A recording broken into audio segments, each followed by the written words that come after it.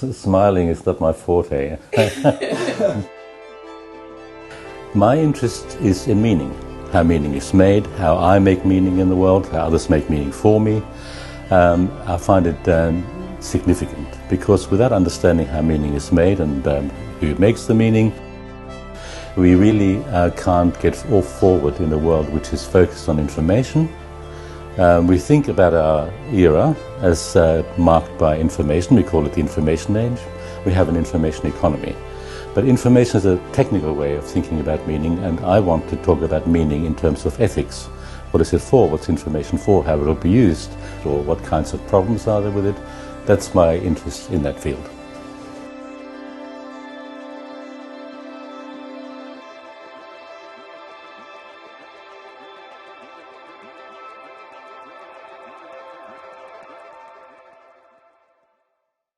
Buenas tardes a todos y todas. Mi nombre es Gerardo Godoy y voy a ser el moderador de esta vez diálogo, de este conversatorio denominado Diálogo en homenaje a Gunter Kress, vínculo entre comunicación, aprendizaje e identidad. Antes que nada, quería dar la bienvenida a las personas que se han conectado a través de todas nuestras plataformas de transmisión y mencionar que esta es una actividad organizada por el Centro de Investigación para la Educación Inclusiva de la Pontificia Universidad Católica de Valparaíso, junto a la Red Latinoamericana de Estudios sobre Multimodalidad, RedLem. Quería indicarles además que las plataformas mediante las cuales se está transmitiendo estos diálogos es a través de Facebook Live, del Centro de Educación para la Inclusión, y a través del canal de YouTube de Edu Inclusiva TV. Es importante que tengan en cuenta esto porque a través de estos medios van a poder hacer preguntas posteriormente a los participantes y expositores de estos diálogos. Me gustaría comenzar planteándoles, ¿no?, o comentándole que estamos muy contentos de transmitir estos diálogos en homenaje a Gunter Kress, diálogos que tienen como objetivo realizar un tributo a este académico, investigador, educador y colega que tuvo una fundamental influencia en el surgimiento de la semiótica social y la investigación en la multimodalidad. Creemos que una de las mejores maneras de recordar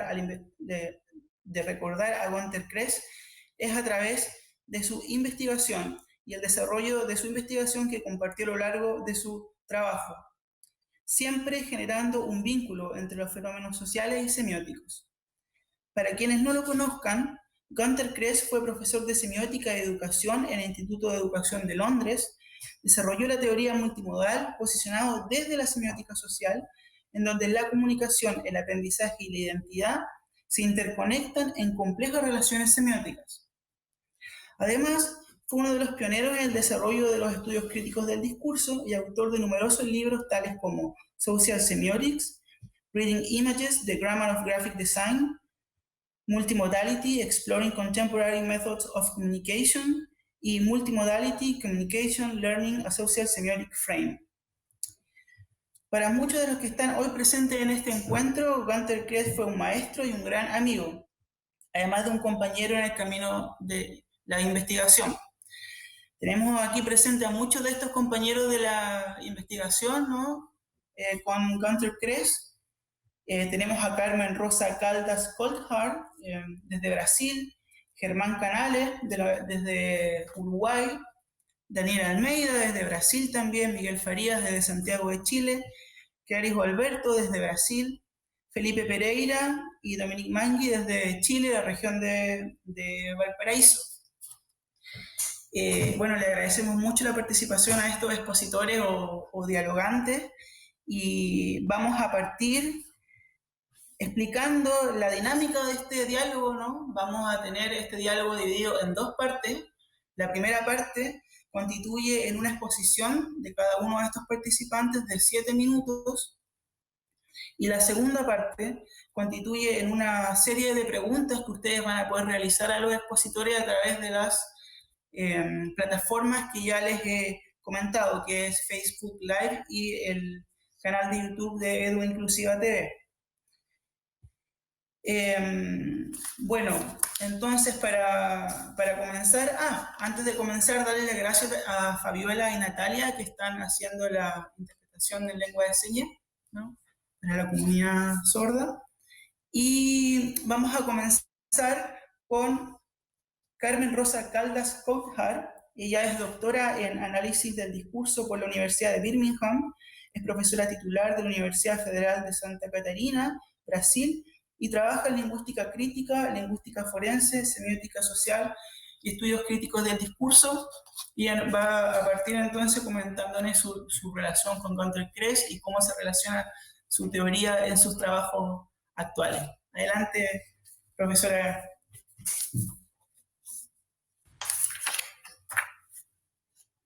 Boa tarde e saudações a todos e todas de Florianópolis, Santa Catarina, Brasil. É um grande prazer participar dessa homenagem ao nosso querido Gunter Kress. Gostaria, antes de tudo, de agradecer muitíssimo à organização da Rede Latino-Americana de Estúdios em Multimodalidade pela fantástica iniciativa de relembrar nosso querido professor e pelo gentil convite. Estou sinceramente comovida e emocionada por fazer parte dessa grande homenagem a ele. Para mim, pessoalmente, Gunter Kress foi um dos grandes pensadores e acadêmicos da minha geração. Ele mudou certamente minha visão de mundo e de fazer academia e pesquisa. Minha relação com Gunter, me desculpe a intimidade, mas era assim que me dirigia a ele, foi tanto acadêmica quanto pessoal. Acabei minha tese de doutorado em 1988, usando análise do discurso na tradição da escola de Birmingham, na Inglaterra, onde estudava. A escola de Birmingham foi fortemente influenciada pelos estudos de Michael Halliday, em contraposição com os estudos linguísticos estruturais daquela época. A análise crítica do discurso, que teve também seus primórdios nessa época, foi a continuação natural dos estudos discursivos baseados na teoria sistêmico-funcional, e Gunter, aluno e colega de Michael Halliday, foi certamente um dos expoentes máximos dessa nova onda crítica. No princípio da década de 90, encontrei-me pela primeira vez com Theo van Leeuwen, num seminário na Universidade Complutense de Madrid. A partir de então, participei com os Founding Fathers and Founding Mothers, dos primeiros encontros dos grupos que ficou conhecido internacionalmente como analistas críticos do discurso. Com Theo van Leeuwen, colaborei em um grande projeto de pesquisa na Suécia, intitulado Toys as Communication, e Gunter fazia parte desse nosso projeto. Assim, não só nos encontrávamos em atividade de pesquisas em nossas viagens, mas também em encontros sociais, onde tive o privilégio de conhecer a figura humana, sensível e carinhosa que era Gunter. Minha vida acadêmica foi daí em diante pautada, sem dúvida nenhuma, por suas teorias, suas ideias e originais e suas pesquisas. A semiótica social viria a incorporar, de acordo com Hodge e Kress, no seu primeiro livro Semiótica Social, os seguintes componentes: a cultura, sociedade e política, como aspectos intrínsecos à semiótica.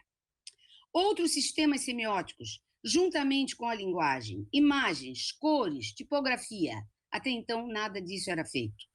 A parole, ou o ato da fala, e prática concretas de significação em outros códigos, e não somente a langue, como sugeria Saussure. A diacronia, o tempo, a história, através de processos e mudanças.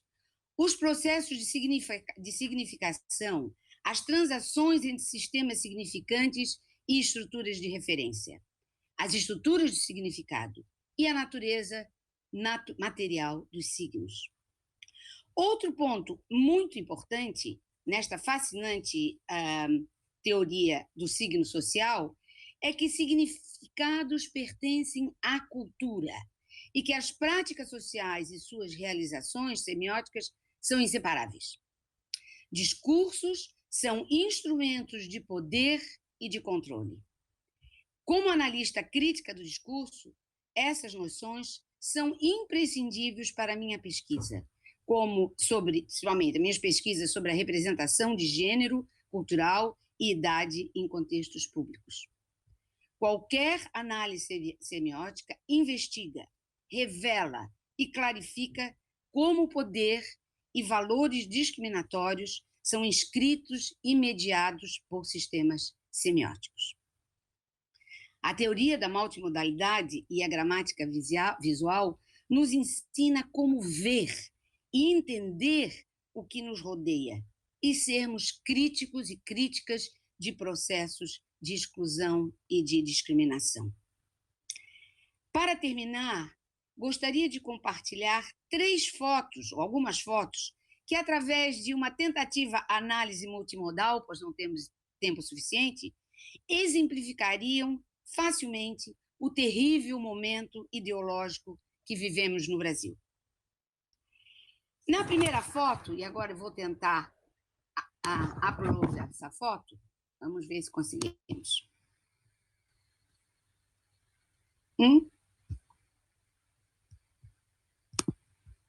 Vamos lá. Todos podem ver? Acho que sim. Nessa primeira foto, o ministro da Educação do Brasil, por muito tempo favorito do atual presidente da República, Jair Bolsonaro, tenta abraçá-lo após ter sido demitido, ou no momento da sua demissão. O ato de abraçar significa afeto e carinho, mas como podemos ver nesta imagem, a posição corporal do presidente e o vetor do seu olhar diagonalmente dirigindo para baixo contradizem o carinho supostamente transmitido pelo abraço e significam total desconforto e rejeição. Nessas próximas imagens, as cores são os recursos a serem indagados. O verde e amarelo, como vocês devem saber, são as cores da bandeira brasileira. E essas cores foram apropriadas pela extrema-direita e associadas ao governo, implicando patriotismo e nacionalismo. Essas cores brigavam com o vermelho da esquerda, que significava comunismo. No entanto, a partir de ontem, exatamente, os opositores do governo retomam as cores da bandeira e as ressignificam. Somos todos democracia e a bandeira é o nosso símbolo.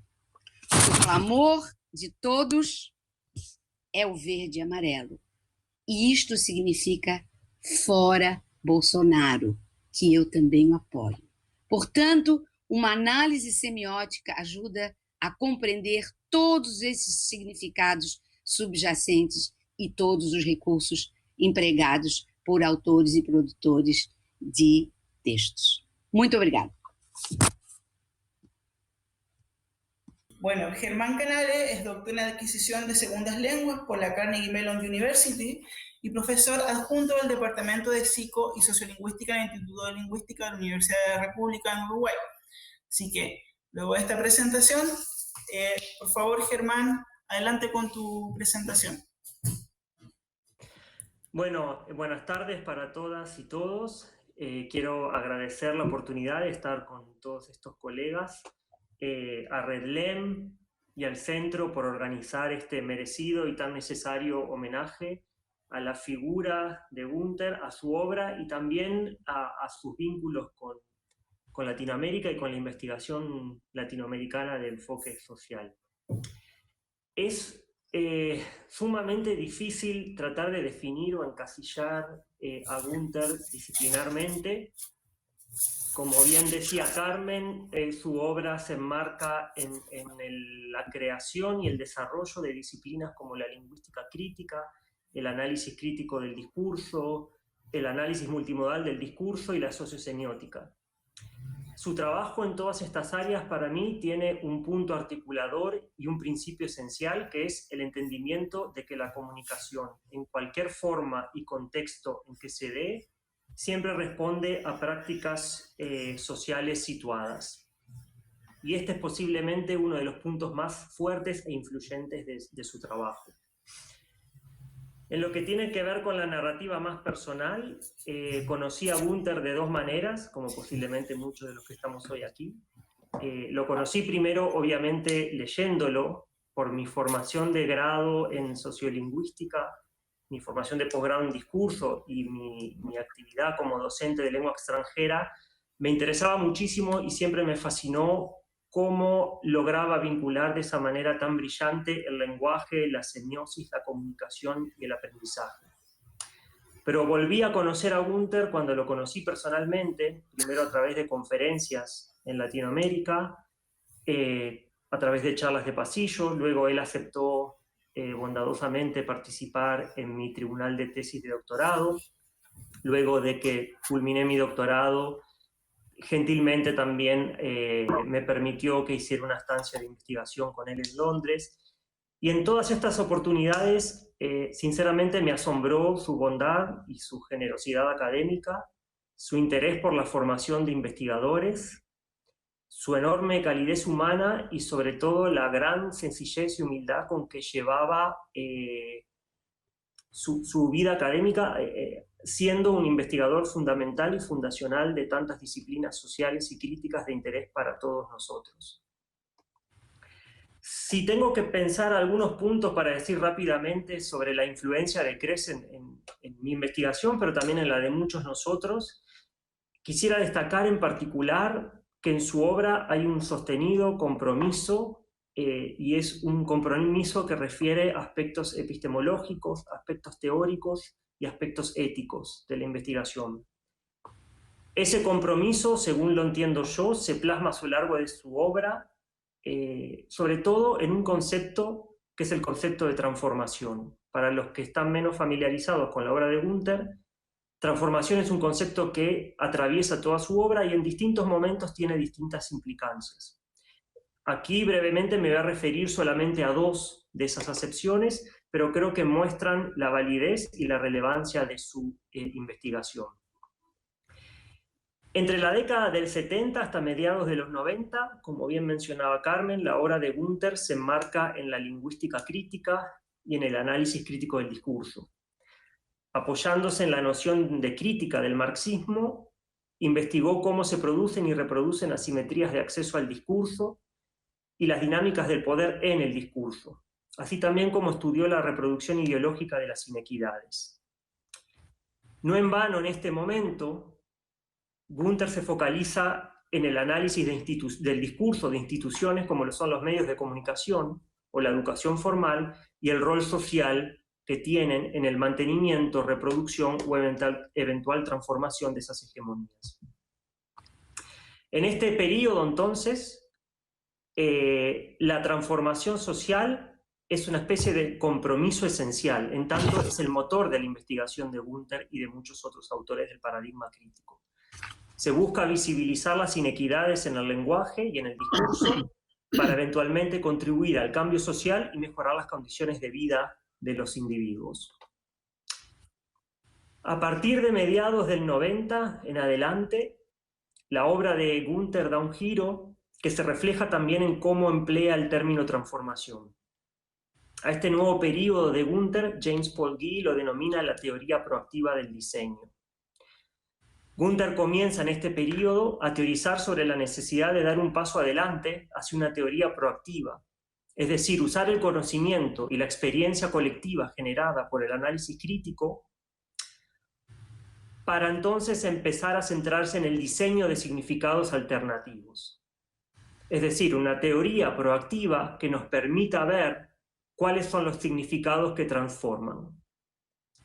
Pasa entonces de estudiar las instituciones a los individuos, de la agencia estructural a la agencia situada, de los significados ya producidos al potencial de significados a producir. En este contexto, por mis propios intereses de investigación, me resulta sumamente interesante cómo define el aprendizaje como transformación semiótica. Considero que la definición de aprendizaje como transformación semiótica le permite tres cosas esenciales. Primero, explorar el aprendizaje no solo en comunicación, sino explorarlo como comunicación. Segundo, reconocer la agencia situada y el interés ideológico del individuo que se comunica, es decir, del individuo que aprende. Y tercero, pensar el aprendizaje como algo que excede los límites de la institucionalidad escolar y de la enseñanza formal. No es extraño entonces así que en un libro reciente con Jeff Bessemer, Gunther no se pregunte qué es el aprendizaje, sino que por el contrario se pregunte qué no es el aprendizaje. Y creo que es una pregunta esencial que nos apela a todos.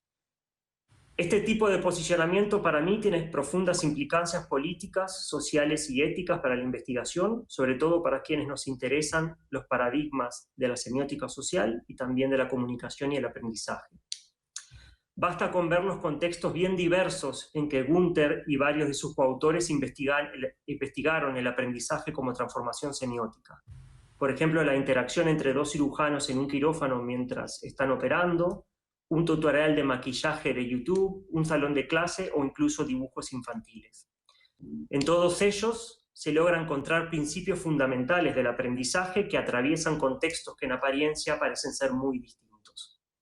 Para finalizar, quisiera decir que en este contexto complejo, político y educativo que vive Latinoamérica, la enorme contribución de Gunther debe ser valorada, apreciada y continuada. En particular, creo que su posicionamiento social, cultural y situado y su compromiso con la transformación nos conduce directamente a la necesidad de dialogar con su obra, construyendo nuestros propios modelos que atiendan a la situación geopolítica particular que vive Latinoamérica, para pensar y planificar, como hacía Gunther, cómo vemos, pensamos en la representación, en la comunicación y en el aprendizaje.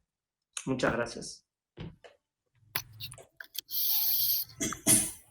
Muchas gracias, Germán, por tu presentación. A continuación, invitamos a Daniel Almeida. Ella es profesora adjunta del Departamento de Lenguas Extranjeras Modernas y del posgrado de Lingüística de la Universidad Federal de Paraíba. Su investigación se centra en análisis multimodal de juguetes, cultura infantil y cultura del juego. Así que, Daniel, por favor, adelante. Muchas gracias, muito obrigada. Queria agradecer o convite da Rede Latino-Americana de Estudos em Multimodalidade pelo convite tão gentil. Me sinto profundamente honrado em prestar esse tributo ao legado acadêmico e, por que não dizer, pessoal do professor Gunther Kress. Queria agradecer especificamente o convite da Dominique, da Liliana, que foram muito gentis em me incluir. Eu confesso que a primeira coisa que me passou à cabeça quando eu recebi esse convite foi por que eu? Na verdade, eu nunca fui aluna de doutorado do professor Gunther Kress, lamentavelmente, nem nunca desfrutei, nunca tive a chance de desfrutar de sua companhia ou de interações mais pessoais com ele. Mas nas poucas e marcantes ocasiões em que estivemos juntos, eu sempre dizia a ele que encontrá-lo era como encontrar a um Beatle, ou Ringo Starr, ou Paul McCartney, e eu me deixava muito nervosa, ao que ele sempre ria, sendo muito amável, com muita gentileza, como ele era notadamente conhecido. Para me preparar para essa conversa sobre o Gunther Kress, eu falei com algumas pessoas ao telefone que sim, que puderam desfrutar da sua companhia ao longo dos anos, e também fui revisitar seus textos e suas entrevistas, e para minha grande surpresa, para minha grata surpresa, eu pude perceber o caráter avant-garde de suas investigações em multimodalidade, especificamente na sua conexão com os estudos de infância, que é onde eu me localizo academicamente. Então, é impressionante perceber, por exemplo, que hoje, dentro desse contexto pandêmico no qual nos encontramos, eu tenho estado muito interessada em investigar, sobretudo, essa reconfiguração do espaço semiótico da casa da criança. Essa criança que habita uma casa que hoje ocupa ou abriga tantas funções. A casa como espaço de dormir, a casa como espaço de brincar, a casa como espaço de rezar, a casa como espaço de comer. E isso já era tratado na obra Multimodal Discourse, lá em 2001, nas análises do Gunther Kress e, naturalmente, do Tel Van Leeuwen. sobre os quartos infantis, quando eles tratavam dos quartos infantis da classe trabalhadora europeia do século XX. Na obra, na última obra. Quando eles tratavam das casas, eles falavam que eram cômodos ocupados por 6, 7, 8 pessoas, né? Filhos e pais comendo, dormindo juntos sob o mesmo cômodo. Então, acho que se Crass fosse vivo hoje, talvez ele se questionaria qual que seria a mensagem pedagógica, como ele bem coloca no Multimodal Discourse, qual seria a mensagem pedagógica dessa casa, desse cômodo, desse quarto infantil. Isso seria uma questão. E aí eu me pergunto em que medida essa casa é diferente, se distancia da casa que é ocupada pela criança média brasileira hoje, né? Essa criança que, sim, que já não dispunha dessa configuração tão delimitada dos espaços da casa no período pré-pandemia. O que a gente vê hoje na questão do Brasil é uma casa em que a criança da classe média ou classe média alta precisa delimitar mentalmente, não estruturalmente nem materialmente, porque essa casa já é delimitada, mas como é que ela precisa definir os espaços no nível mental.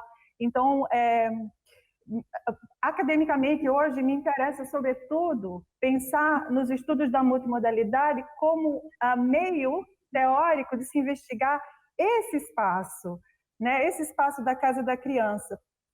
E preciso dizer também que o processo pedagógico no Brasil hoje passa, na questão do homeschooling, passa por um momento muito delicado e desafiador, já que nosso contexto cultural brasileiro é tão marcado por gestos, né, os gestos, os códigos semióticos que são impregnados de significado na nossa cultura, a gente já não dispõe do caráter presencial dessas interações. Então, acho que pensar nisso, pensar como é que esse afeto vem sendo comunicado, também seria de interesse do Gunther nesse momento tão delicado assim, de compreender, sobretudo, como é que se dá essas interações no contexto da comunicação multimodal infantil. Então, isso me interessa bastante e acho que a teoria poderia e poderá certamente dar conta dessas investigações. Preciso também ressaltar o caráter avant-garde também de grupos internacionais, como o PAMEMIC, liderado pela professora Elizabeth Adani, no Reino Unido, que também vem se ocupando de pesquisas em multimodalidade, dando continuidade a esse legado acadêmico do professor Gunther Crass. Então, acho que isso é muito importante, até para minimizar os impactos de possíveis impasses na comunicação multimodal em termos globais. Por fim, eu não quero me alongar muito, eu queria pensar, ao revisitar alguns dos textos e algumas das entrevistas do professor Gunther Crass, eu pude perceber que o seu interesse pelos estudos da infância, muito voltados às vezes para a materialidade dos brinquedos, ou pelas interações entre as crianças, ou pelos cenários infantis de uma forma mais complexa, talvez a gente esteja experienciando nesse momento um retorno a práticas de interações infantis num nível mais individualizado, né? Muito, possivelmente muito semelhante àquele da segunda metade do século XX, em que a companhia da criança passava a ser o brinquedo e não o coleguinha. Então, hoje, talvez a gente possa presenciar, muito possivelmente, um retorno a essas práticas mais individualizadas do brincar, a partir desse cenário pandêmico. E voltando à questão das entrevistas com o professor Crass, o seu lado humano e afetuoso foi muito marcado para mim ao revisitar esses textos e essas interações. Então, quando perguntado pela Sofia Diamantopoulos, a quem eu agradeço, junto com a professora Vânia Barbosa, da UFPI, por me ajudarem a chegar mais perto do professor Gunther, através de suas narrativas, ao ser perguntado sobre o que mais ele tinha aprendido ao longo dos anos, ele carinhosamente responde que a capacidade de ouvir, né? E que cada orientando e cada aprendiz que chegou para estudar com ele aprendia na mesma medida que ensinava. Então, que esse novo cenário de comunicação mediada pela tela do computador nos ensine, seja através do silenciamento dos nossos microfones, ou seja através de práticas mais interativas, a escutar mais o outro e a dialogar e a silenciar mais para que a gente possa caminhar para uma experiência multimodal de escuta mais efetiva e mais empática. Muito obrigada.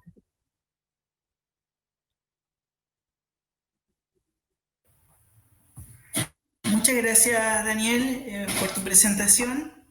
A continuación nos va a contar sus experiencias Miguel Farías.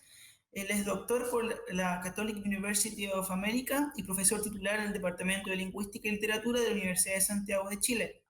Además de editor de la revista Árboles y Rizomas y docente e investigador en las áreas de lingüística aplicada, multimodalidad y estudios críticos del discurso. Adelante, profesor Miguel Farías. Gracias, Gerardo. Gracias a los organizadores por esta invitación a la red. Un saludo grande a los colegas que nos están escuchando. Y aquí estamos en esta ciudad, una de las 4 con el más alto número de infectados en COVID, pero tratando de salir adelante. Cuando me hicieron la invitación, era la invitación en términos personales, una narrativa personal en cuanto a mi relación con Günter Kress.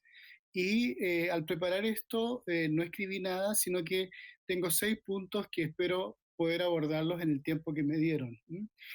El primero de los puntos es, bueno, compartimos, ¿no es cierto?, las 2 dimensiones de Günter, que es la dimensión personal y la dimensión académica. Por supuesto, como latinoamericano, lo conocí primero a través de su trabajo, y ese trabajo para mí fue señero, el trabajo con Hodge, Robert Hodge, en Linguistic Ideologies. Yo en ese momento estaba preparando mi tesis doctoral sobre aspectos semióticos de la obra de Violeta Parra, y esa lectura me cambió un poco el panorama por mi formación, que venía de una lingüística más bien estructural, y allí entonces pude abrir la puerta a la interpretación de los sentidos socialmente situados.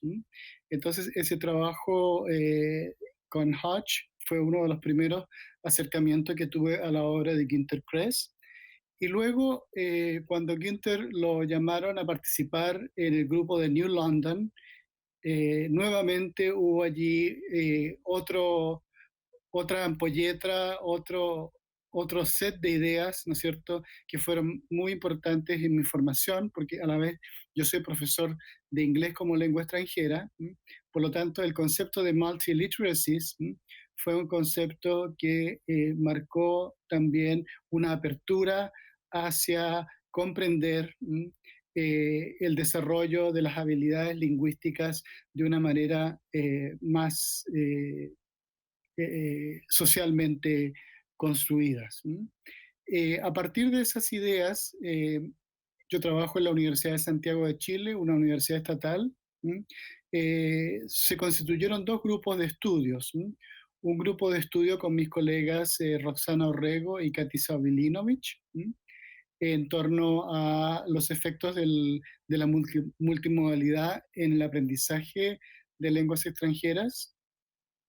Y luego otro proyecto de investigación con mi colega Claudio Araya en el impacto de la multimodalidad en la comprensión lectora en lengua materna.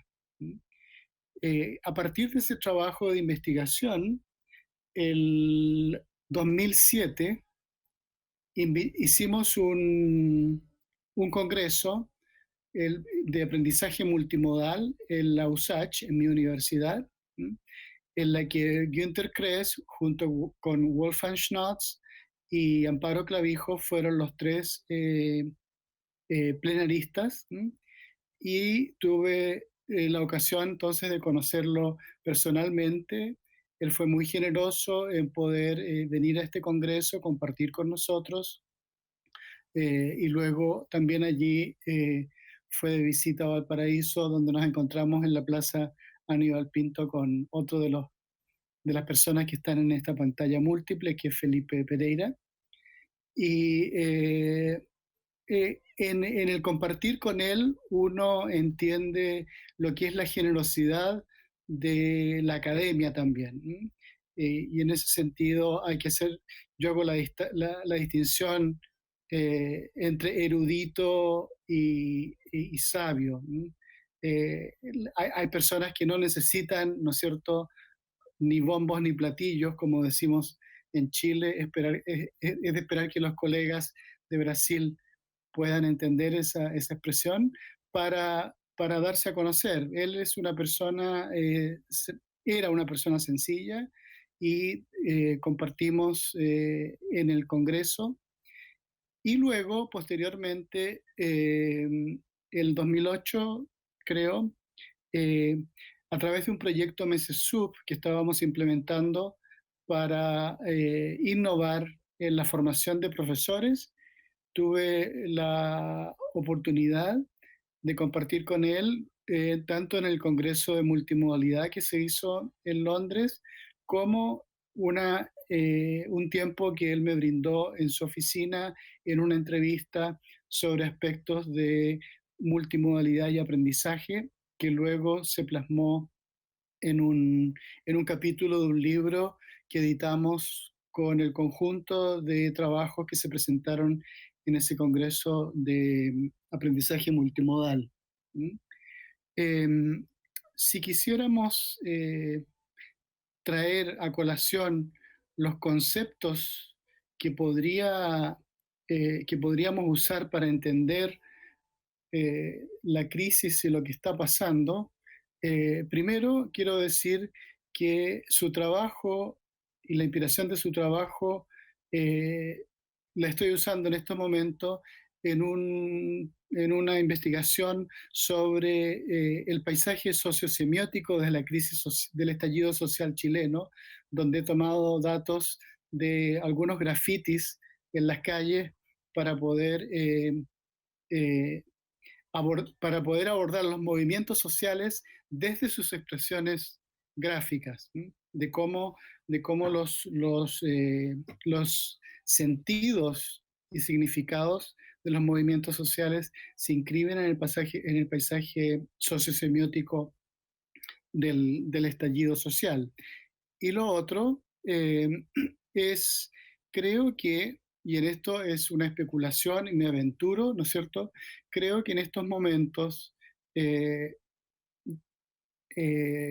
Günther podría haber acudido o apelado al concepto de affordances, y él nos habría dicho, hay que ver qué affordances nos aporta los conocimientos ancestrales de este continente latinoamericano para poder entender la crisis o la megacrisis que estamos viviendo.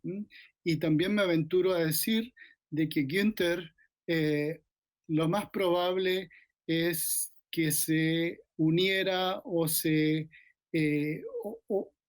ideas las podamos usar en la formación de una ecolingüística, de una lingüística que sitúe los significados en los ecosistemas sociales y naturales para tratar de entender lo que está pasando y lo que todavía queda por pasar.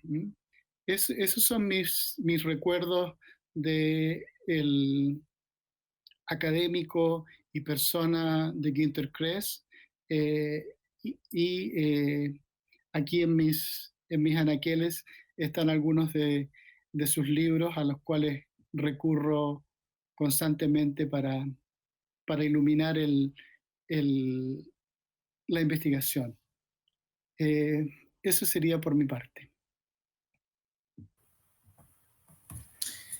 Muchas gracias, profesor Miguel Farías.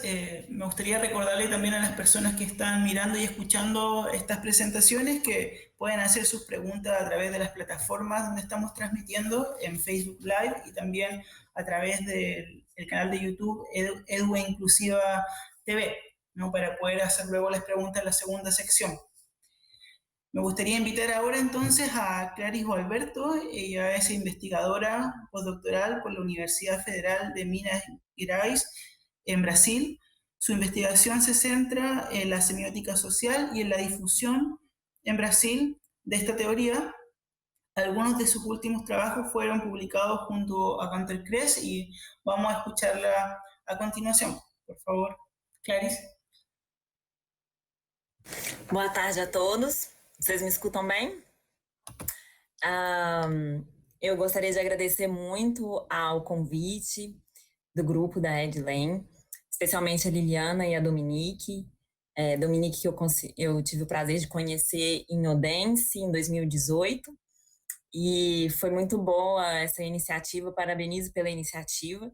Realmente, o Gunter merece mesmo todas essas honras, né? A minha fala começa dizendo que a primeira vez que eu ouvi falar dele foi em 2010, quando eu cursei uma disciplina na UFMG, ministrada pela professora Sônia Pimenta, que depois veio a se tornar minha orientadora de doutorado, e foi quem também proporcionou o meu encontro com o Gunter Kress e a co-orientação de doutorado. Ela foi uma das primeiras orientandas brasileiras dele na década de 90 e trouxe a semiótica social para o Brasil. Eu devo muito a ela. Não sei se ela está assistindo, mas fica aqui o meu agradecimento público à Sônia. Eu cursei essa disciplina e porque eu tenho formação em letras e também tenho formação em design, eu fiquei muito curiosa sobre a semiótica social, a multimodalidade, e me enveredei por esse caminho em 2010 e não saí mais. Em 2015, eu conheci o Gunter pessoalmente, em janeiro, numa conferência em Londres do Grupo MOLD, de pesquisa, e ali a gente pôde formalizar a co-orientação de doutorado, e aí, alguns meses depois, eu voltei a Londres para poder morar lá e ter essa co-orientação com ele. Todos os nossos encontros eram muito marcados por risadas, muitas perguntas que pareciam sem respostas, muitas aulas de história, sociologia, filosofia e comunicação. Ele realmente era muito brilhante, né? Eu também ficava muito fascinada pela humildade dele e pelo caráter sensível que ele tinha e observador. Ele era tão observador que, após alguns meses que eu estava morando em Londres, ele conseguiu reparar que eu tinha perdido peso e me fazia comer na frente dele para ele ter certeza de que eu estava bem alimentada e que eu não estava estressada e parando de cuidar de mim. Então, ele tinha esse olhar muito humano, muito sensível e observador. Ele também era muito ligado ao que ele chamava de banal, né? De olhar as coisas corriqueiras do dia a dia e fazer sentido a partir daquilo ali. E aí, em um desses encontros, o Gunter resumiu a semiótica social em uma pergunta que ficou gravada para mim. Ele disse assim: a diferença faz diferença? É sobre isso que a semiótica social trata. E então, quais sentidos que essa diferença promove? Então, a gente às vezes toma muito por garantido, né, as diferenças, as sutilezas, mas a semiótica social, ela realmente quer tratar disso, ela quer tratar de como, né, a gente usa os modos semióticos e os recursos para produzir sentido de várias formas e como essas combinações, elas trazem possibilidades diferentes. Conviver com Gunter me fez perceber que as teorias mudam, evoluem, porque os teóricos mudam de ideia, criam novas, abandonam outras, e não há nenhum tipo de problema nisso. A dinâmica do mundo e da vida nos pede novas formas de pensar. E por isso as teorias mudam. Um exemplo que eu passei com ele foi um processo de escrita de um dos artigos que eu tive o privilégio de escrever com ele, em que a gente estudou as mídias sociais. E aí, ao estudar mais a fundo o Facebook, o Instagram e o Snapchat, o Gunter ficou impressionado com a fragmentação do que a gente chama de social. Através de selfies, os indivíduos têm se deslocado do social para o centro do palco, num mundo que ele disse que não considera mais social, um mundo que é composto por uma coleção de indivíduos. Ele também disse que, por causa disso, a gente precisava começar a questionar as mudanças no conceito de social. E aí, a gente, discutindo os sentidos produzidos pelas mídias sociais e a velocidade com que elas mudavam, fez com que esse trabalho que a gente estava fazendo ficasse cada vez mais desafiador. A cada semana o Instagram lançava um novo recurso, o Snapchat criava um novo filtro, o Facebook disponibilizava novas formas de comunicação, e aí o Gunter costumava brincar: agora que eu entendi, você está me dizendo que mudou, que já não é assim mais. E aí a gente ria e eu falava, agora já não é mais assim. Em 2016, quando eu finalizei meu doutorado, eu iniciei uma nova parceria com ele e com a Sônia também, do meu pós-doutorado, e isso fez com que eu voltasse a Londres várias vezes, e a gente tinha muitas reuniões, e foi quando a gente estava escrevendo esse artigo, que infelizmente veio a ser o nosso último juntos. Eu não sabia que esse artigo viria a ser o último. Nesse mesmo artigo também, ele teve um insight maravilhoso, dizendo que a noção de frente trazida pelas chamadas front-facing cameras, que são as câmeras de selfie dos celulares atuais, ela reposiciona o sujeito e traz uma nova noção de frente, porque se a gente comparar com as câmeras tradicionais, o frente, né, é aquilo que está adiante de mim. E com a câmera de selfie, a frente sou eu e o que está atrás de mim. Então, isso traz impactos para a concepção de indivíduo, para a concepção das formas como ele interage socialmente. E assim eram os encontros com o Gunter, sempre muito cheios de insights maravilhosos e discussões muito, muito enriquecedoras. Para finalizar a minha fala, eu gostaria aqui de falar algumas curiosidades que eu coletei sobre a vida dele ao longo desses anos de convivência, para dar um tom de humor aqui, fazendo jus a ele, que apesar de parecer sério, ele era sempre muito bem-humorado, né? Então, algumas curiosidades. Uma é que uma das suas principais especialidades na cozinha era o espaguete ao pomodoro. Ele sempre falava que esse era o prato preferido que ele gostava de cozinhar, e realmente era muito bom. Ele gostava muito do restaurante Carlucci's, um restaurante italiano que ficava a alguns quarteirões do Instituto de Educação, a IOE, da UCL, e ele sempre pedia o folheado de damasco, que era para ele o melhor doce lá dessa cafeteria. O Gunter não gostava de ganhar presentes, ele sempre me fazia prometer que não lhe daria mais nenhum, que aquele era o último presente que eu estava dando. E talvez por isso, uma outra curiosidade, ele não divulgava a data do seu aniversário. Até que eu falei para ele, mas o Wikipedia fala a data do seu aniversário. Ele falou, não, a data do Wikipedia está errada. Aquela data está certo o ano, mas o dia e o mês do meu aniversário, ninguém sabe. E eu acho que era por isso também, porque ele não gostava de ganhar presente, ele não falava de jeito nenhum. Por fim, ele dizia que, por motivos econômicos, políticos e ideológicos, ele tinha completa aversão a Starbucks. Ele não consumia, ele não entrava, ele não fazia nenhum tipo de promoção a Starbucks. E, para terminar, a agenda dele era feita de papéis soltos que ele guardava no bolso, E quando eu via ele anotando os compromissos dele naqueles papéis soltos, eu ficava assim, gente, o Gunther vai perder, ele vai se esquecer. Ele nunca se esquecia, ele sempre era pontual, sempre com os papeizinhos dele soltos no bolso, e era assim que era a agenda dele, que ele chamava de digital agenda, porque era a que ele pegava para escrever. Eu tenho realmente muitas saudades dele, eu fico querendo saber o que ele falaria num momento de pandemia em que a comunicação mudou tanto, e realmente só posso ser grata ao privilégio de ter podido conhecê-lo e conviver de perto.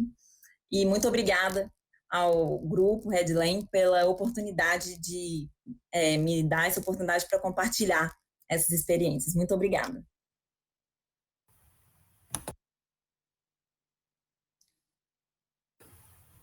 Muchas gracias, Clarice. Quería rectificar una información. Estamos transmitiendo por Facebook Live solamente y posteriormente esta conversación va a ser subida al canal de YouTube que había mencionado previamente. A continuación, entonces, nos va a exponer, nos va a contar su experiencia Felipe Pereira. Él es ebanista en formación, profesor de castellano y doctor en lingüística por la Pontificia Universidad Católica de Valparaíso. Ha impartido docencia en diversas universidades nacionales en las áreas de comunicación y multimodalidad, semiótica, pragmática y nuevos recursos electrónicos para la enseñanza. Es investigador responsable de educación y videojuegos. ¿Qué se puede aprender desde estos discursos multimodales electrónicos? Así que adelante, Felipe, te escuchamos. Sí, hola, buenas tardes. Desde la hermosa ciudad de Valparaíso estoy transmitiendo. Primero, evidentemente, agradecer a Redlem la invitación hecha para participar de este conversatorio. Y en realidad debo confidenciar algo. Hasta que no fui invitado, hasta que a uno no le dicen participa de esto, uno no le toma el peso en realidad con quién estuvo. Ya lo han dicho otros de los expositores que han intervenido acá. Gunther Kress quizás es uno de los teóricos del lenguaje más influyentes de las últimas décadas. Y en ese sentido me siento sumamente orgulloso de poder rendirle un homenaje y además de haber podido compartir con él. Tuve la oportunidad de conocerlo en el año 2006 a raíz de una pasantía que realicé a la Escuela de Comunicación, de Cultura, Comunicación y Medios en el Instituto de Educación de la Universidad de Londres. Compartimos aproximadamente durante 3 meses y en realidad el estar con él fue un tema súper relevante, dado que le ayudó o me ayudó en realidad a dar forma a mi tesis doctoral que defendí en el año 2007 y que tiene que ver con la comprensión de los textos narrativos multimodales. También se ha dicho acá que Gunther era una persona muy bondadosa y respecto a eso, en el 2009 yo le solicité un patrocinio para tenía que ver con el análisis de textos, de los géneros discursivos presentes en los textos escolares, y él accedió. Lo que quiero transmitir un poco es que, siendo uno de los investigadores quizás más importantes de las últimas décadas, era una persona muy afable, era una persona muy llana a compartir, muy llana a escuchar las locuras que a uno se le ocurrían, y en ese sentido se agradece mucho, porque lo decía Miguel, no era uno de estos investigadores que requieren bombos y platillos, sino que era una persona muy sencilla. Quiero comentarles 2 anécdotas que tienen que ver con esta narrativa personal que me marcaron mucho. Una ocurrió precisamente en el contexto de mi estadía en Londres, cuando en una de nuestras reuniones Gunther Kress me dice que no íbamos a trabajar en su oficina, que íbamos a trabajar en su otra oficina. Yo quedé, no sabía a qué se refería con esa otra oficina. La cuestión era que esa otra oficina era un parque que estaba ubicado muy cerca de la universidad y del British Museum, y nos fuimos a tomar un café. Y ahí él me contó cómo había hecho su proceso de transformación, de venir desde la lingüística a declararse semiótico. Y él había dado una pelea bien fuerte en Inglaterra para que su título se cambiara a semiótico. Me dejó muy marcado por la tenacidad, pero también por el amor que él demostraba a la teoría, disciplina, área de la multimodalidad en la que la gran cantidad de nosotros está ahora, ¿cierto? La otra anécdota un poco la refirió Miguel en el contexto del congreso que hubo en Santiago. Yo invité a Günter Kress a dictarnos una charla a la Escuela Lingüística de Valparaíso, que en esa época estaba ubicada precisamente en esta ciudad.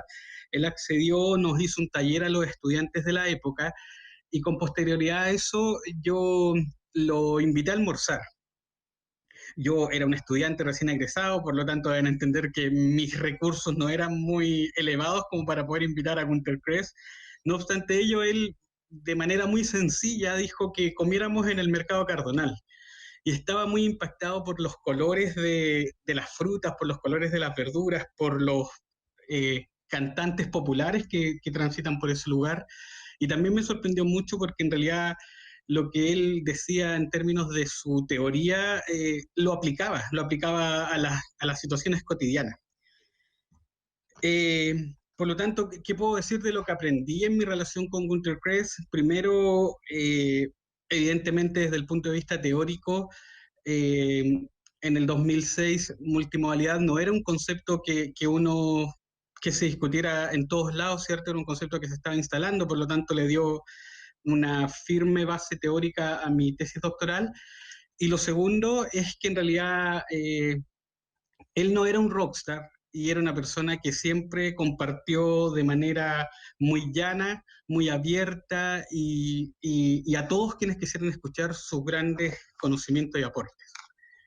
Desde esa perspectiva, que tiene que ver con esta narrativa más personal, quería contarles 3 conceptos que han marcado mucho la investigación que yo he llevado a cabo a partir desde ahí.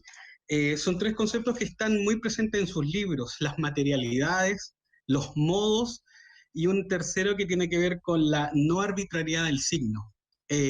Respecto a las materialidades, les puedo comentar, todos quienes hemos leído la literatura de Günter Kress, las materialidades tienen que ver con las sustancias, con los recursos, con los insumos que nos permiten construir significados.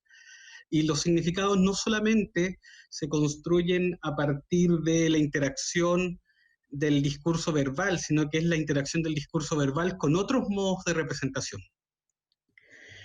Los modos, de alguna forma u otra, son las formas que llevan esos significados. La escritura, el discurso verbal oral, la danza, el lenguaje iconográfico, la música, los gestos, los colores, es cómo se transmiten los significados.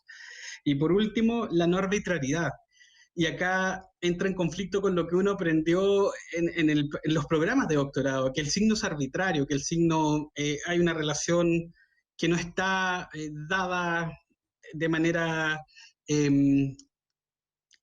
sistemática. Y en Günter Kress había una idea que era contraria: el signo no es arbitrario, el signo es intencionado, y toda construcción de signos, quien diseña, quien construye, es plenamente consciente de lo que quiere representar.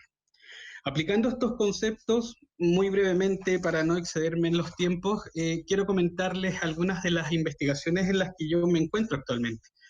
Partí justamente en una línea que tenía que ver con la comprensión de los textos narrativos, y quiero mostrar un texto narrativo actual. Se ve, ¿cierto? Se llama El increíble niño come libros. Los textos narrativos actuales con los que se enfrentan nuestros aprendices no son textos en los que prime el lenguaje verbal, al contrario, son textos que están llenos de representaciones iconográficas y lenguaje verbal. Y justamente para Günter Kress no había una preeminencia de uno sobre otro, ambos ayudan a construir el significado. Por lo tanto, acá hay una duda que siempre me ha surgido, que tiene que ver con justamente cómo los aprendices actuales logran integrar representaciones coherentes, modelos de situación desde el punto de vista de la lingüística, en los que la información visual y la información textual están aunadas. Algunas personas dicen los libros álbumes son malos porque no ayudan a que los niños desarrollen la imaginación. quienes miramos desde la óptica de la modalidad, de la multimodalidad, decimos no son malos, en realidad son mucho más complejos porque no hay que leer solo un modo semiótico, sino que hay que leer dos al mismo tiempo. En relación con esto, otra investigación en la que he ido que ha ido tomando fuerza en mi mente, en mi cabeza, en mis acciones, y que está influenciada por los conceptos de Günter Kress, tiene que ver con la noción del juego. El juego como recurso semiótico, el juego como recurso para el aprendizaje. Me acerqué a los juegos desde el punto de vista de los videojuegos, pero en realidad también les quiero mostrar el potencial semiótico de un juego de mesa. Lo voy a ejemplificar con este jueguito que se llama Rhino Hero. No sé si alguno de ustedes lo conoce a partir de estar con sus niños. ¿Qué hay acá? Les voy a mostrar. Hay lo que uno podría decir cartones impresos, ¿cierto? Con imágenes bien llamativas. En realidad, para quienes están jugando, estos cartones impresos son paredes. Son paredes que tienen una cara interior y son paredes que tienen una cara exterior. Y esto, que parece un techo, en realidad es un techo, pero es una instrucción. Por lo tanto, en el juego, lo que debo construir, de acuerdo a las indicaciones que se me dan de manera semiótica, es una torre, que va creciendo y se va complejizando en la medida que voy avanzando. Justamente quería apuntar a esto con las materialidades. Las materialidades no están restringidas a los libros. Las materialidades son mucho más amplias. Podemos construir significados a partir de cartones, a partir de piezas de Lego, a partir de cuero, a partir de lana, etcétera, etcétera. Y así como se transmiten los significados. Pongo un último ejemplo que tiene que ver con lo siguiente para ir terminando. Si uno mira esto, entiende que es un conjunto de piezas de Lego, ¿cierto? Un conjunto de piezas de Lego que sirven para armar. En la mente de un niño de 8 años, las piezas Lego unidas construyen un significado, y estas son naves espaciales. Son naves espaciales que evidentemente están hechas para jugar. Hago una analogía con una imagen que está presente en el texto del alfabetismo de los nuevos medios, que es una imagen en la que un niño de 3 años le representa a su padre un vehículo y hace unos circulitos en los que representa un vehículo. Las materialidades que está usando es un lápiz y es hoja. El significado que está transmitiendo es que hay un auto. Para cerrar, dejar algunas reflexiones finales, una que tiene que ver con el decir que las materialidades, el cartón, el papel, el plástico, la tinta, la madera, los bytes desde el mundo digital, construyen modos. Los modos transportan significados intencionados, no arbitrarios, que representan lo que quieren mostrar. Y por último, dejar dos preguntas que en realidad siempre me han dado vuelta y que quizás podemos en algún momento profundizar, y que tienen que ver con lo siguiente. ¿Cómo los lectores, comprendedores, jugadores, videojugadores logran interpretar y dar sentido y significado a las construcciones multimodales con las que interactúan? Y otra pregunta es, ¿cómo los diseñadores de estos objetos multimodales, videojuegos, juegos de mesa y de armar, libros, álbumes, etcétera, utilizando distintas materialidades, son capaces de construirnos significados? Muchas gracias por la atención y doy paso a la siguiente expositora.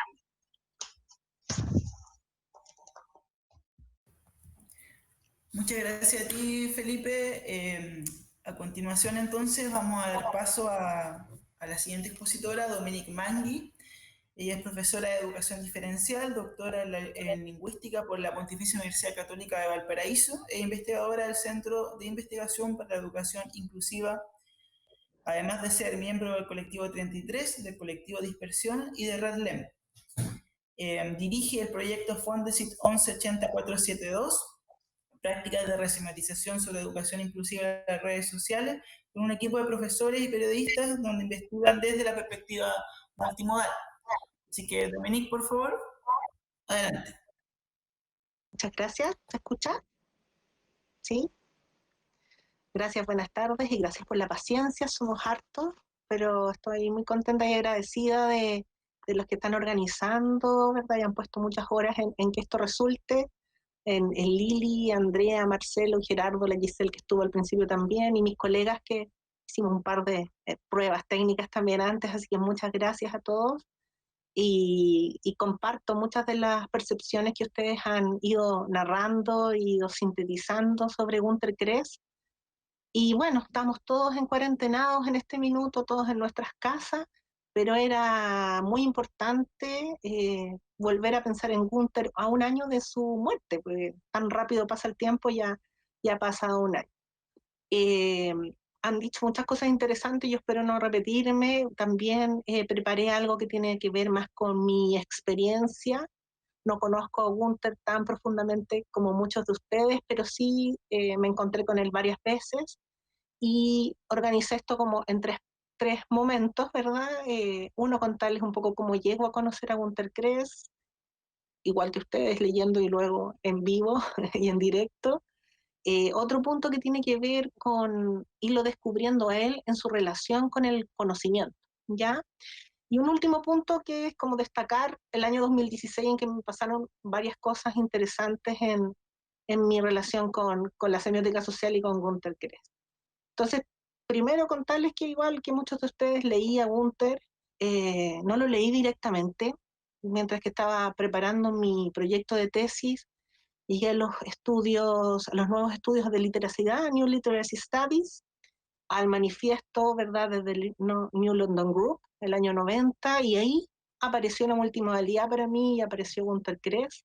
Y el primer libro que yo leí de él fue de la retórica de la sala de la clase de ciencias, ¿ya? Es Multimodal Teaching and Learning, sí, con un título largo, que es de Kress, Jewett, Ogborn y Charab. Ese libro, yo como profesora, que me interesaban los significados en el aula, me abrió los ojos y sin entender mucho, porque uno lee, yo por lo menos no soy formada en semiótica, sino que en una lingüística estructural, como muchos de nosotros, me di cuenta que ahí habían cosas muy interesantes, ¿verdad? Pero sin entenderlas a cabalidad. Seguí buscando libros de multimodalidad y de Günter Kress y Theo van Leeuwen, y los primeros libros que leí fueron justamente Reading Images, ¿cierto? Y también el libro de Multimodal Communication, Multimodality, el del 2001, de Kress y van Leeuwen. Bueno, no tenía ninguna posibilidad de conversar ni conocer a Günter, pero justo Felipe, ¿verdad?, me rebota en algún minuto un correo, porque estuve buscando quién me dio a conocer la conferencia que hubo en la Universidad de Santiago, organizada por Miguel Farías, ¿verdad?, y su equipo, y me rebota esta información el año 2007, y yo veo que viene Günter Kress, y digo, no, yo tengo que ir a escucharlo, porque todos, yo creo que hemos tenido la experiencia de escuchar a algún investigador, autor que leemos, es de verdad muy revelador. Uno entiende otras cosas, uno pensaba que había entendido algo al leerlo, pero al escucharlo hace otro sentido. Entonces, bueno, yo no soy de Santiago, soy de la Quinta Región, me organicé, me quedé en la casa de una amiga, fui a este congreso en Santiago, escuché a Günter Kress, me dejó así como muy maravillada, como así, uno siente como fuego artificial en la cabeza, ¿cierto? Así, oye, tantas preguntas que me puedo hacer y que no sabía que me las podía hacer. Y bueno, después de la conferencia me acerco, me presento, le digo que estoy armando mi proyecto de investigación, mi tesis doctoral, y si me puede orientar, que yo quiero mirar la sala de clases, qué sé yo. Él mira su reloj, ya ahora me dice, te puedo orientar ahora. Yo quedé muy sorprendida, así, sin conocer la USACH, encima de la Universidad de Santiago, busco un rincón, un kiosco por ahí, en unas mesitas de un kiosco, y le digo, ¿qué te ofrezco? ¿Qué quieres tomar? Jugo de melón. Así que justo en ese kiosco en el año 2007 había una juguera, Miguel, en el kiosco de tu universidad, y hacían los jugos de fruta, que en Chile eso no se hacía hace 10 años atrás. Así que me ofrezco melón, melontuna decimos en Chile, este melón verde, y me dice, ya, melón.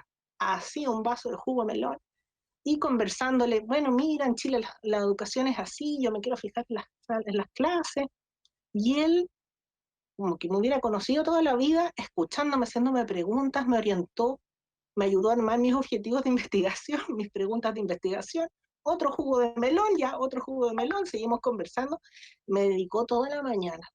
Y yo súper preocupada porque él era conferencista. Así que, bueno, después lo devolvimos, ¿verdad?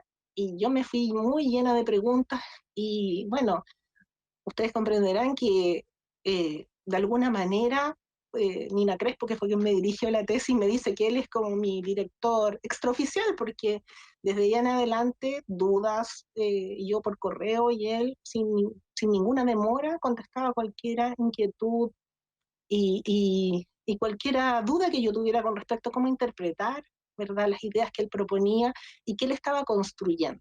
A mí me gustó mucho conversar, ¿verdad?, con él en el sentido de descubrir que esta es una teoría joven y que era una teoría que estaba permanentemente en construcción. Entonces él me decía, no sé, pero lo voy a conversar, lo voy a discutir, te voy a mandar algunas ideas.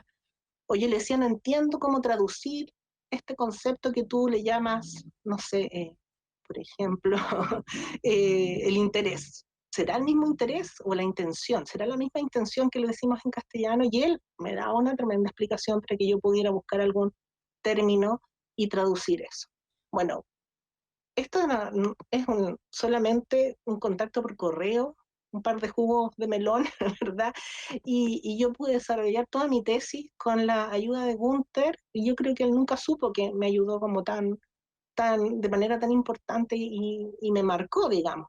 Ya terminando mis estudios de doctorado, me adjudico un primer proyecto y al tiro le escribo. Para contarle, mira, voy a seguir investigando multimodalidad.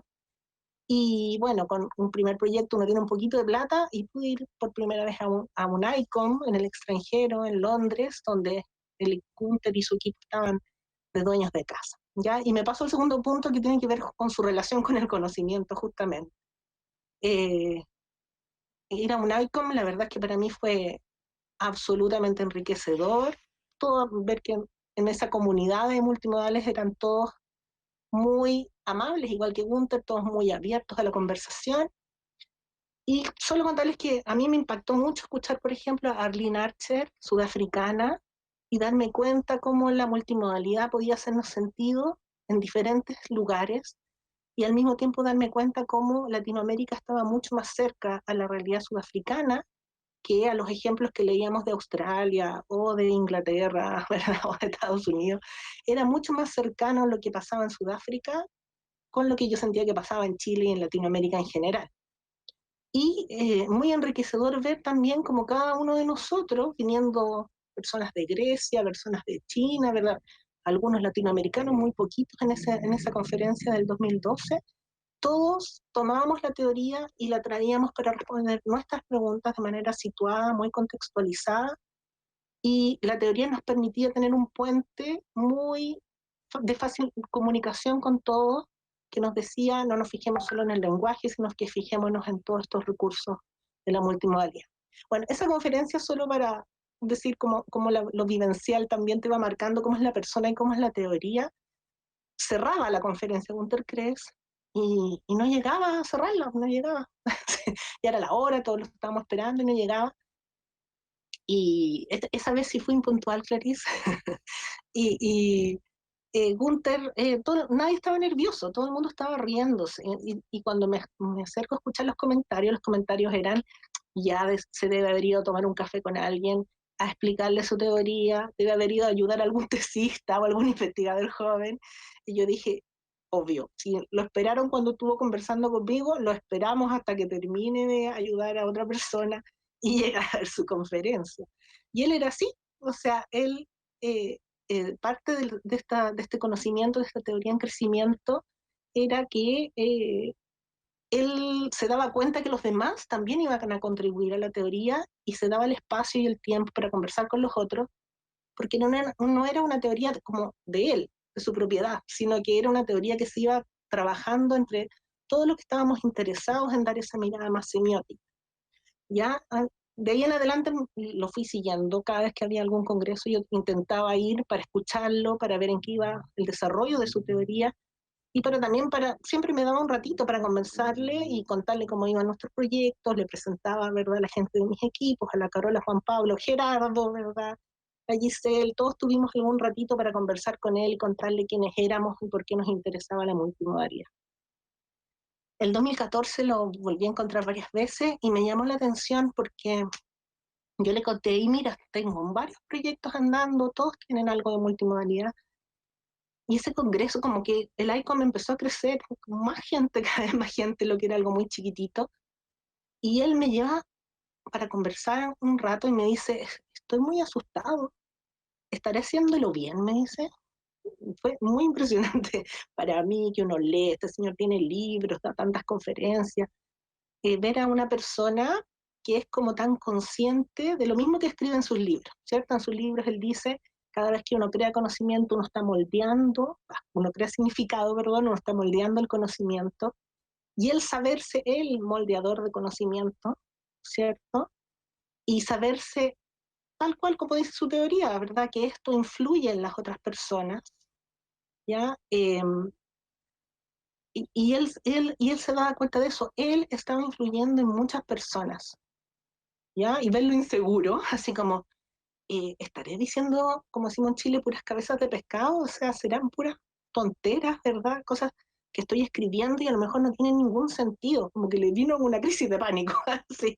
Fue uno diciéndole, no, tus preguntas y tus enfoques nos sirven mucho, eh, fue darme cuenta, así un poco en lo que dijo también, a lo mejor Felipe, que estábamos frente a una persona que se atreve a escarbar en el basurero de su sí, ¿verdad? Que se atreve a decir que el signo no es arbitrario, ¿verdad? Y que se mantiene con estas ideas y las desarrolla por mucho tiempo, pero que también se ve inseguro porque ve que hay muchas personas que empiezan a seguir sus ideas.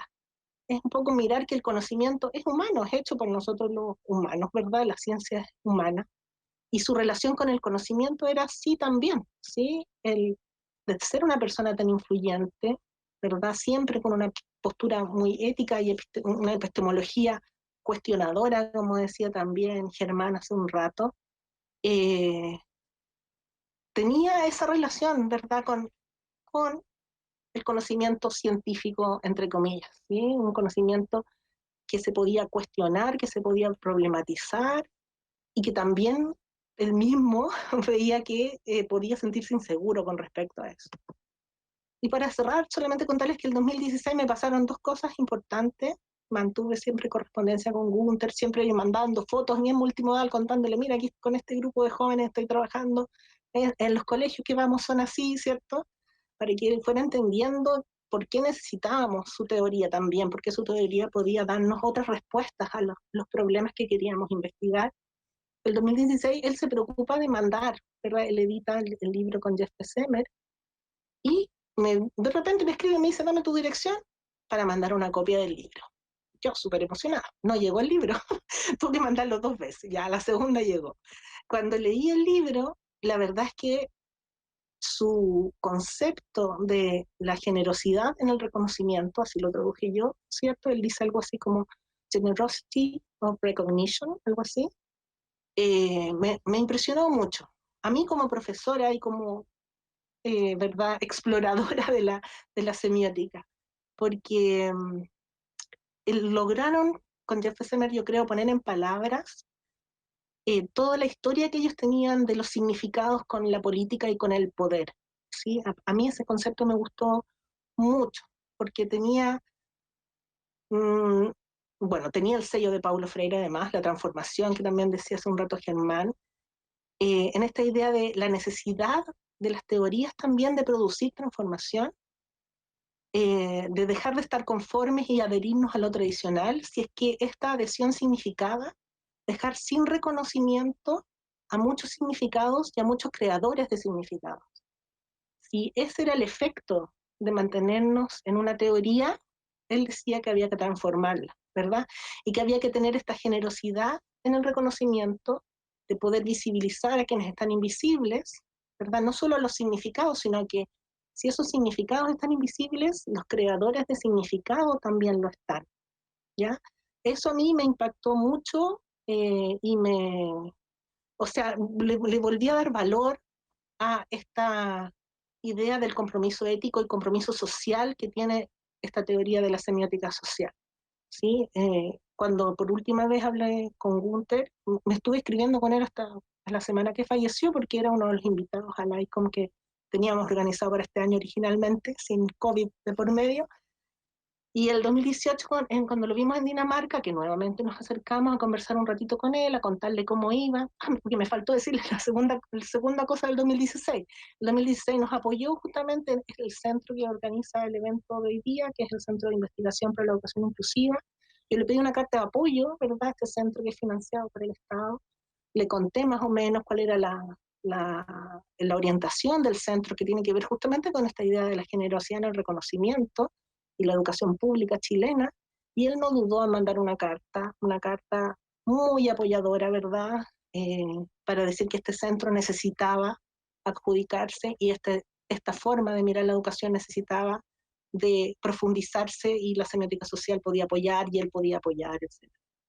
Cuando lo vi en el 2018 le quería contar en qué iba, ¿verdad?, y le resumimos un poquito los avances de la investigación. En una conversación él nos declara así de la nada, dice: yo tengo un héroe. Estábamos con la línea, ¿cierto, Lili? Yo tengo un héroe, dice, mi héroe es Michael Halliday. Y quedamos así como muy impresionados porque en el fondo él nos dice así como diciendo, bueno, yo tengo responsabilidad en estas ideas, pero en realidad el que puso como la semillita, ¿verdad?, de estas ideas es Michael Halliday y es mi héroe.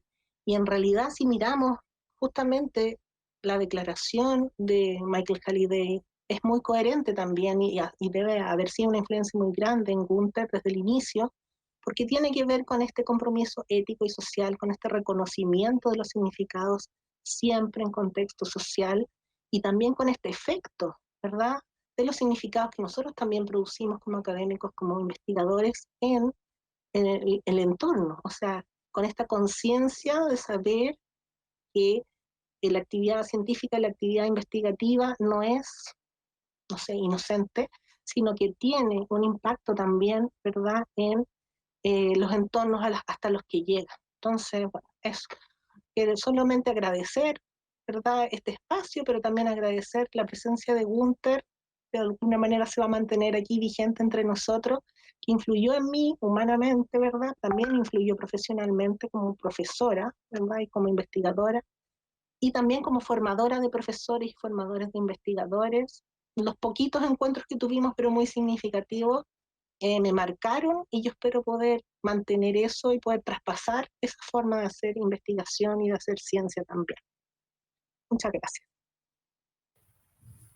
Muchas gracias, Dominique, y a todos los participantes y las participantes que compartieron sus experiencias con Gunther Kress y sus respectivas perspectivas teóricas e investigativas. A continuación viene la segunda parte, que es la parte de las preguntas. La vamos a tener que reducir un poco por motivos de tiempo, ¿ya? Tenemos más o menos 10 minutos para poder discutir sobre algunas preguntas. Y por eso traté de aglomerar todas las preguntas que se están haciendo en dos grandes preguntas amplias con las cuales podamos discutir. La primera es respecto a la multimodalidad en América Latina, ¿no? ¿Qué rol tiene la multimodalidad en América Latina en el contexto actual del COVID y además en el contexto de los múltiples levantamientos sociales que han habido por esta región?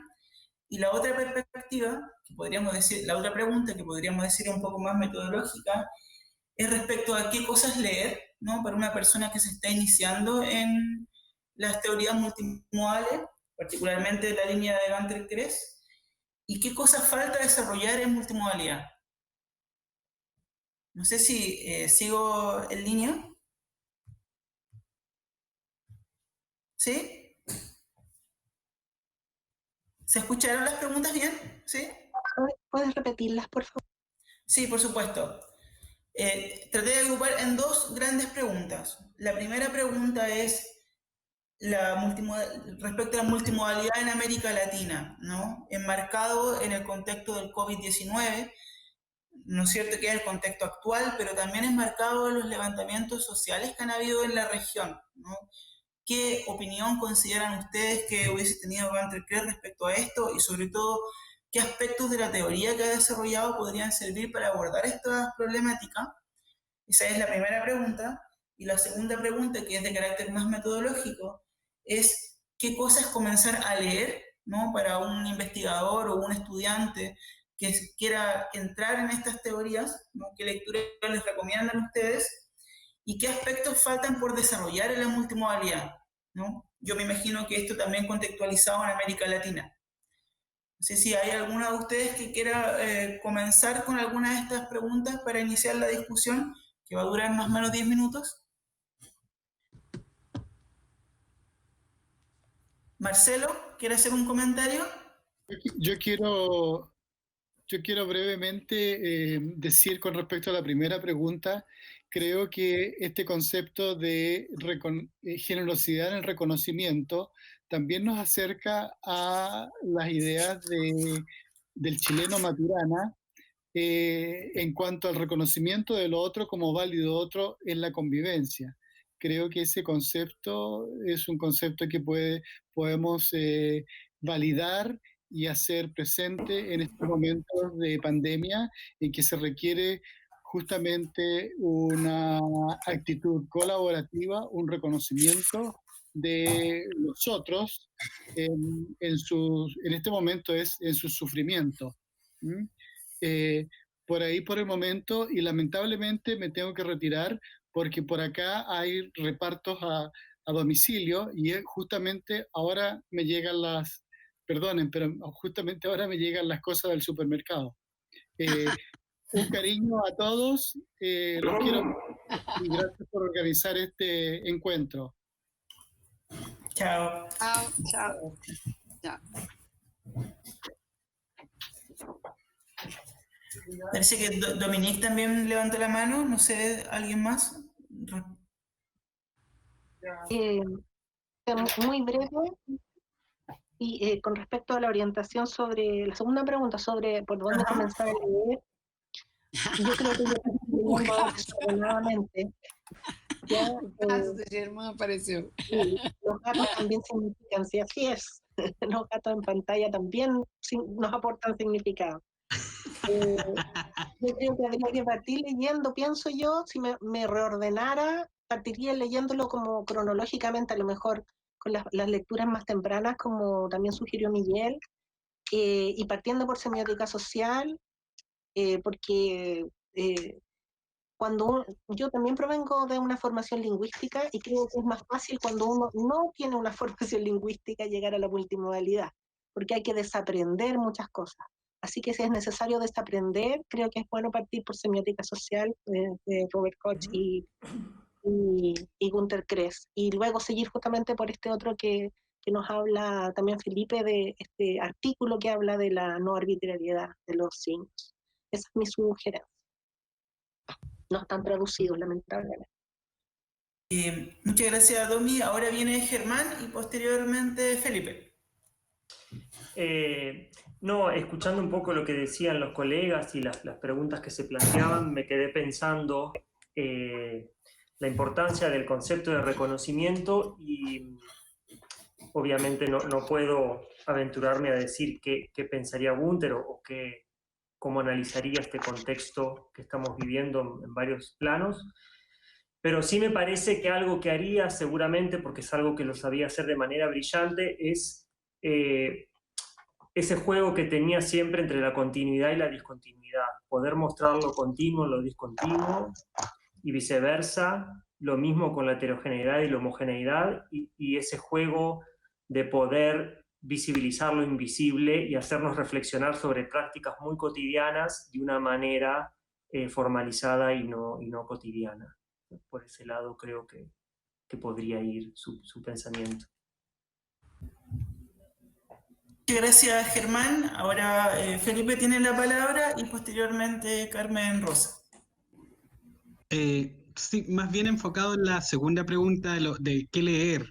En realidad, yo creo que algunas de las obras de Günter Kress que hay que tener presentes es Reading Image, la gramática del diseño visual, The Grammar of Visual Design, creo que son dos obras importantes, y una que está traducida, que la muestro acá, que es El alfabetismo en la era de los nuevos medios, Literacy in the Age of the New Medias.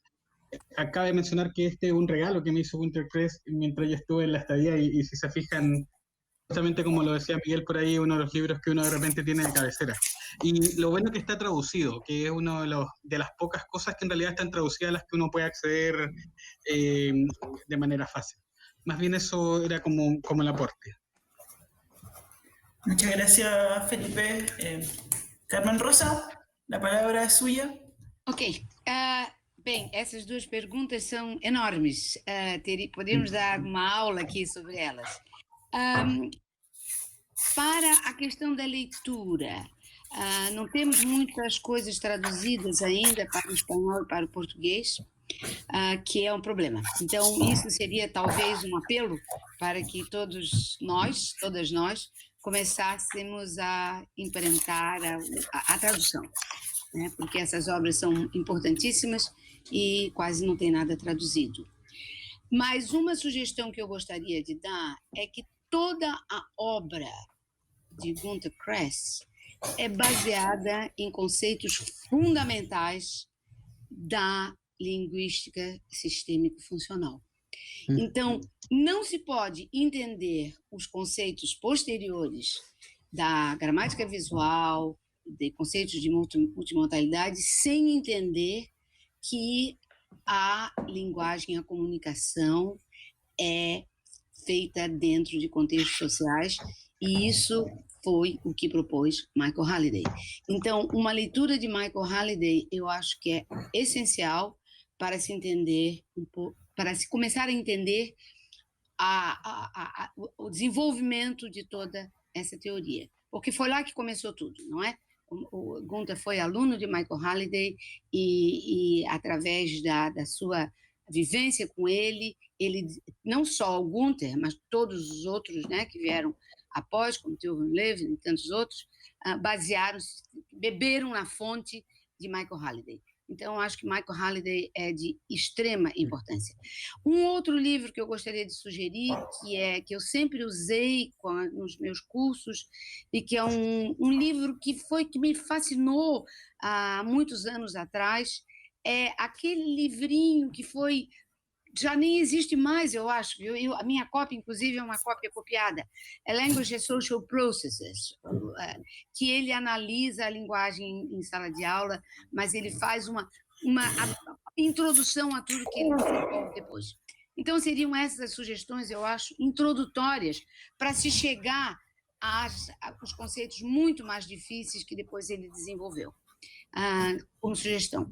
Quanto à coisa latino-americana, eu acho que todos os países latino-americanos oferecem pano para manga, como se diz em português, para se fazer análises sociossemióticas. Então, estamos em momentos diferentes nos nossos países. O nosso aqui no momento é o político, então nós temos que pensar em como entender esse momento político, e eu acho que toda a abordagem do contexto, da diferença, da inclusão, da exclusão, contribui muito para o nosso entendimento. Então, eu acho que a análise, não só multimodal, mas a análise semiótica, é de extrema importância para todos as nossas práticas sociais. E como diz o Germán, que eu concordo plenamente, olhar para o cotidiano, para o que se passa no dia a dia, nas nossas práticas as mais cotidianas possíveis. Daí a gente vai para a sociedade como um todo. Obrigada. Muchas gracias. Quería consultar si Clarice y Daniel quieren hacer algún comentario para ir cerrando la conversación. Desculpa, Clarice. Não, eu ia só complementar, eu coaduno, acho que Carmen e eu pensamos ao mesmo tempo, coaduno o que ela disse agora há pouco sobre a necessidade da gente traduzir a obra do Kress e todo esse contexto multimodal, porque eu acho que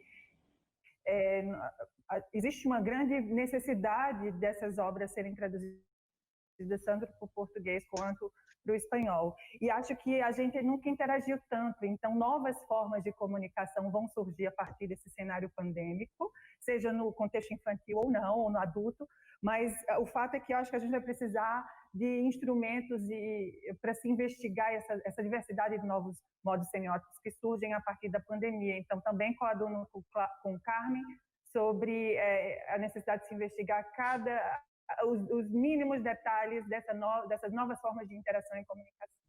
Obrigada, Gerardo. Muchas gracias, Daniel. Clarice? Só a questão das sugestões de leitura, eu acho que o meu livro preferido dele, o mais simples de ler, porque foi um livro escrito para professores de ensino básico, é um livro que se chama Before Writing, ele é de 1997, e é um livro em que ele abrange a teoria de uma forma muito simples e bem prática para a sala de aula, e em relação à relevância da teoria, eu acho que ela realmente é muito atual, apesar de ter sido lançada em 88, ela realmente cria muitas possibilidades, e como o Gunther dizia, ele não tinha controle do que as pessoas iam fazer com a teoria, e ele nem queria ter esse controle, então ele motivava a gente a usar da forma que a gente achava melhor e a contribuir, a modificar, e enfim. Então, eu acho que é um ótimo campo interdisciplinar para a gente se aventurar e fazer as nossas pesquisas, com certeza. Bueno, muchas gracias. Voy a hacer el cierre oficial, ¿no?, de esta conversación. Agradecerles primero a todos ustedes por haber participado con su experiencia, tanto personales como investigativas, con Gunther Kress, y agradecer también a las personas que se conectaron, ¿no?, que estuvieron escuchando y viendo estos diálogos. Señalarles también que estos diálogos van a quedar en YouTube, ¿no?, en el canal de Educación Inclusiva TV, donde pueden acceder a él. Y bueno, despedirme también con una pequeña reflexión respecto a la conversación, sobre todo sobre cómo se están construyendo los significados hoy en día en torno al COVID y la relación que esto tiene con los levantamientos sociales. Creo que justamente Kress tiene un conjunto de recursos teóricos para explorar, como bien ustedes han presentado, ¿no?, estos fenómenos en América Latina. Y otro elemento que surgió bastante también en este diálogo es la aparente ya necesidad, ¿no?, de comenzar un proceso de traducción de los textos de Kress. Sabemos que el inglés es una barrera en muchos casos de acercamiento al conocimiento. Entonces, tal vez podría ser también un elemento a desarrollar en el futuro. Le agradezco nuevamente y nos veremos en otra oportunidad, estoy seguro. Adiós a todos. Adiós. Adiós. Gracias, Gerardo. Gracias a todos. Adiós. Adiós. Estén bien. Gracias. Obrigada a todos. Obrigada.